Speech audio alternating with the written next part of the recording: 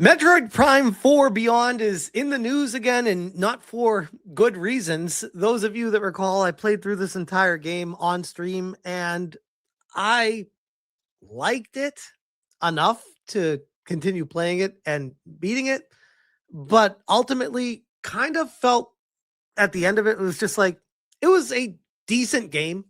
Nothing groundbreaking or anything like that. It's just, it was kind of like another game. And that's kind of unfortunate because if you're waiting nearly a decade for a title of a series that you are deeply in love with from like childhood and all the nostalgia of Metroid and everything that comes along with it, it was, I guess, in context, a little bit of a letdown because of the expectations going into it. On its own, a decent game, definitely above average, but in context of expectations, it didn't come anywhere close to meeting those. I quote tweeted Genki and I said, Metroid Prime 4 will be the last Prime game we see in a very long time, if ever. And Genki said, Metroid Prime 4 sales numbers were not mentioned in Nintendo's financial results. This means it failed to sell over 1 million units on either Switch or Switch 2, as Nintendo counts their software for each platform separately. Combined, it could be over 1 million, but the sales numbers are unknown at the moment. That's a massive yikes because one, even if it was like close to 1 million, I'd like to think Nintendo would still say, yeah, the numbers are close to 1 million. They didn't even mention it, which tells me that it's not even close to 1 million on each platform, which means that maybe if they're lucky between the two, it might have sold over 1 million, which yikes. If that's the case, that is a massive financial catastrophic disaster for a game that was restarted in development for upwards of 8+ years and launching to a paltry sales number. Pirate Nation, Metroid Prime 4 Beyond did not appear in Nintendo's financial results million seller list for either the original Switch or Switch 2 separately. This indicates it sold under 1 million units on each platform individually. Combined sales across both versions could exceed 1 million, including digital and physical units, during the holiday period. But Nintendo does not provide a combined figure, so the exact total remains unknown. But I will say, without knowing it, it actually tells you all you need to know. And ironic because I saw this while I was scrolling on X today.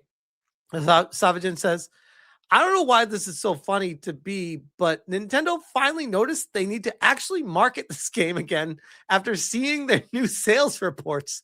And this is from Nintendo of America after the sales came out and their financial results were not hitting anywhere close to any goals that they could have been setting for this game. They said, Samus knows ball.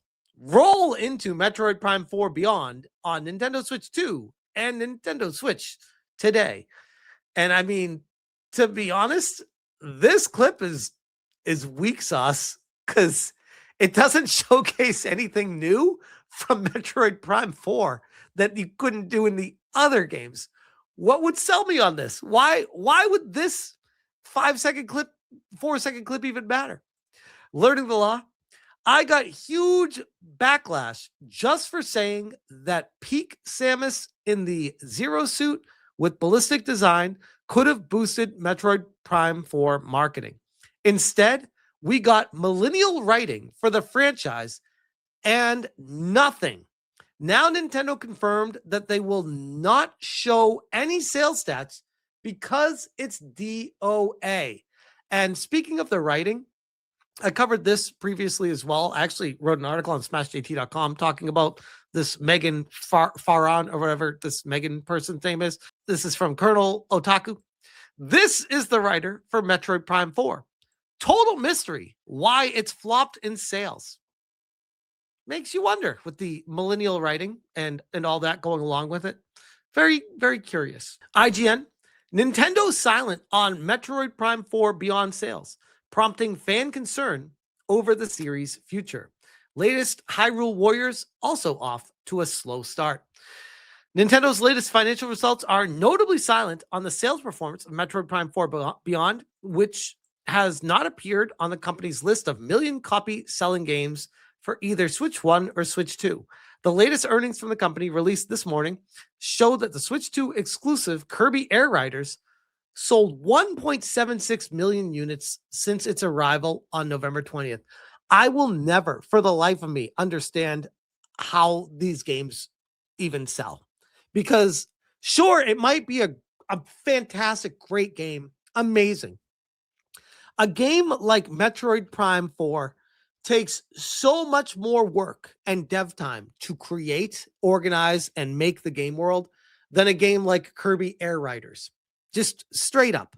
So it's unfortunate at the boardroom level, they're going to look at this kind of stuff and be like, well, shit, why would we make another Metroid game ever again? Just stick with the basic stuff. Just go to Kirby Air Riders 36 and Mario Kart 93 because nobody plays or buys the Metroid games, which is a dagger to the heart to people like me that love the Metroid franchise, especially the 2D, but the Metroid Prime series was also very, very good. The original Metroid Prime is still one of my favorite games I've ever played. There's definitely something to the Metroid Prime series. There's no mention of how well Metroid Prime 4 did, which launched just a couple weeks later on December 4th, and for both Switch and Switch 2 has performed. Similarly, there's no word on sales for Hyrule Warriors Age of Imprisonment, which launched on November 6th. This, however, was a Switch 2 exclusive, a spin-off from The Legend of Zelda, and an entry without the franchise's lead character, Link. Well, I mean, why do they do stuff like this? Of course, no one's going to buy that in droves. As part of the financial results, Nintendo includes lists of its first-party games that have sold over 1 million copies, divided by platform. Metroid Prime 4 is not on either on the Switch or Switch 2 list, though could have still passed 1 million sales combined from both platforms. If it did, however, there's no mention of it. So that's the other thing. Even if it did combine past 1 million, they didn't say it did, which means it may not have even done that. Which, even going into the launch week of Metroid Prime 4, I covered this when I was playing the game and talking about it. There were rumors of it not selling very well. I even posted a picture on social media, and many other people did too, at my local Walmart. There was just a stack of these there, and none of them were selling. And I was just like, when I say stack, I mean like 14 or 17 copies stack, like not like 4 or 6. Like it was a tall stack of them. And it was like a week after launch. I think Nintendo had a big estimated goal of these were going to be a massive seller when it launched, and nobody cared when it came out. Outside of the diehard Metroid fan base, which I admittedly am one of those people, and nothing more that I want to see is this franchise to succeed. But again, going back to Metroid Prime 4, the motorcycle in the desert killed the game. It was terrible game design. Terrible. In context of the Metroid world, it just didn't feel right. It didn't feel like a Metroid game. I know that's kind of like a weak explanation to it, but it just, if they made it its own game, there might be something to that.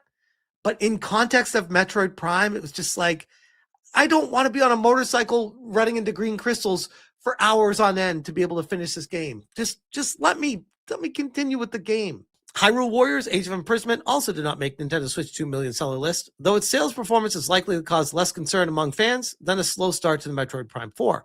Curiously, Age of Imprisoment's Japanese publisher, Koei Tecmo, has indicated the game has now hit 1 million sales, though Nintendo has not acknowledged this. For Metroid Prime, after years in the wilderness, a long and troubled development, and restarting from scratch after, 3 years after announcing it, and no other games for the franchise yet announced, it remains to be seen how or when we'll see another entry, or whether players will ever get to see more of Prime 4's baddie Sylux, whose story remains unfinished. Last month, Metroid Prime series producer Kensuke Tanabe abruptly announced that Metroid Prime 4 would be his last game for Nintendo after 4 decades of service. When contacted for more detail by IGN, Nintendo did not comment. And I think we can leave the conversation at this when it comes to Metroid. And my biggest concern with the entire situation is this the end of Metroid Prime as we know it? I don't think Metroid is dead as a series. I think if anything, Nintendo is going to look at the situation like, yeah, we'll just go back to the 2D version. Those are easier to develop, far less cost, and people eat those up just as much as the 3D. So we'll just go back to the basics with Metroid and do the 2D versions because people love those ones. And to be honest, I think that there is a desperate need to go to Metroid 2D. I love the 2D versions, and having it go back to the basics of the series, I think would be a financial success and maybe in a weird way stoke up excitement for the series once again to make people want to go back and play the Prime series in the first place. Because the other problem that people have with the Metroid series is the game releases are so few and far between that there's an entire generation of gamers that didn't even know what the fuck Metroid even was when Metroid Prime 4 came out because it took so long to launch. Metroid Dread is one of my favorite Metroid games I've ever played. I think that there is a solid foundation to just go back to that formula, do something special with that, just like they did with Dread, and continue the lineage there. As far as the Metroid Prime 5, I think it will come out. I do firmly believe it will, but not on the Switch 2, and probably when my eyesight starts going. It's gonna be decades from now. Metroid Prime as a series is put on ice, and Nintendo will forget about this series, especially when it comes to 3D. I'm hopeful for 2D, cheaper to develop for, that they'll keep it alive with that. But for 3D, short of AI being implemented on a universal scale in the gaming industry and making games cheaper and using the IPs with that, which potentially you never know with Google Genie, with all that. Maybe in a decade from now, maybe they'll have a lot more games and a lot more available options. You never know what to predict from it. But if things stay the course right now, it ain't happening. Not for a long time. Does It Play says Nintendo's Q3 fiscal year 2026 financial report shows half of their software revenue comes from physical sales, even slightly increasing over the past year. This does not include revenue from downloads bundled with consoles like Mario Kart World. Physical is alive and kicking. Yeah, my concern with that is the key cards. Because if physical is selling well and the key cards are still selling, then that's just going to encourage Nintendo to push forward with more key cards and not even having games on the cartridges themselves. And we'll leave it there. Wario 64, Nintendo Switch 2 is now at 17.37 million units sold as of December 31st, 2025. That is a absurd amount of Switch 2s to sell, considering that the Switch, it's not a huge leap from what the Switch is. It's much better, don't get me wrong, but it's not a huge leap. That's bigger controllers, bigger Joy-Cons, bigger screen, I guess faster loading times. The graphics, I mean, a little bit better, but for the vast majority of people, the only reason you should be upgrading to a Switch 2 is if there's an exclusive title that you just have to have, and it's the only way to get it, and that's why you do it. Otherwise, no, there's no reason. At this point, I've even said with my Switch 2, I am not like super excited about it because I could have gotten Metroid Prime 4 on my original Switch. And everything else, just like, yeah, I don't really play any Switch 2's games that are unique to the Switch 2. There's nothing that I couldn't do on my original Switch currently with it. Maybe down the road, depending, especially with the way the prices are going, to future-proof yourself, get it now before it goes up in price because everything's upside down right now. Nintendo Switch is at 155.37 million units. That is insane. Mario World? Mario Kart World sold 14.03 million, and Donkey Kong Bonanza sold 4.25 million. Wow. In context of Metroid Prime 4 not even selling 1 million, it really does go to show that Metroid, when it comes to Nintendo, is just the redheaded stepchild of the family. that Nintendo begrudgingly will go back to the well once in a while.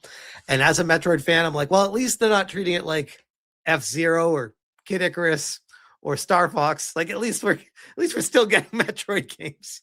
So there's that. That's that. But I'll leave that there.